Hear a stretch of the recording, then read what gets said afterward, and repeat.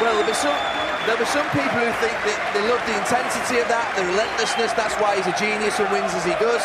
And then there'll be others that say, why are you doing that in a public forum in the middle of the cameras and grabbing his arm? Some games, he kicked the chairs and he kicked the boots, he kicked everything, the waters, the drinks, and he's so red and you should pass the ball.